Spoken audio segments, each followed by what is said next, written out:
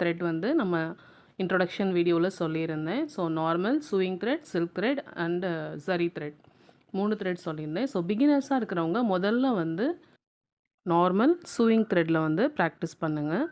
ஏன்னா சில்க் த்ரெட்டை விட அது வந்து இன்னும் கொஞ்சம் ஸ்ட்ராங்காக இருக்கும். உங்களுக்கு அடிக்கடி கட் ஆகாது. நீங்கள் ஸ்டிச் பண்ணிகிட்ருக்கையில் அடிக்கடி கட் ஆகிட்டே வந்துச்சு அப்படின்னா உங்களுக்கு மூட் அவுட் ஆயிரும். அப்புறம் நீங்கள் ப்ராக்டிஸ் பண்ணுறதே வந்து விட்டுருவீங்க. ஸோ சில்க் த்ரெட் இந்த அளவுக்கு ரொம்பவே டெலிகேட்டாக இருக்கும். ஒரு மாதிரி நூலெல்லாம் ஈஸியாக பிரிஞ்சுட்டு வந்துடும்.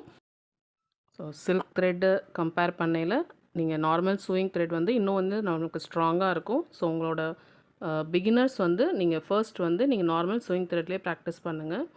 ஏன் வந்து ஜரி த்ரெட்டில் ப்ராக்டிஸ் பண்ணக்கூடாது அப்படின்னு கேட்டிங்கன்னா, ஜரி த்ரெட்டில் உங்களுக்கு ஸ்டிச்சஸ் போடுறது கொஞ்சம் ஈஸியாக தான் இருக்கும். ஆனால் நீங்கள் ஆரம்பத்துலேயே நீங்கள் ஜரி த்ரெட்டில் போட்டிங்கன்னா உங்களுக்கு சில்க் த்ரெட்டில் போடுறது ரொம்ப கஷ்டமாக தெரியும். நீங்கள் நார்மல் சூயிங் த்ரெட்டில் போட்டிங்க அப்படின்னா சில்க் த்ரெட் வந்து ஓரளவுக்கு கொஞ்சம் உங்களுக்கு வந்து ஈஸியாக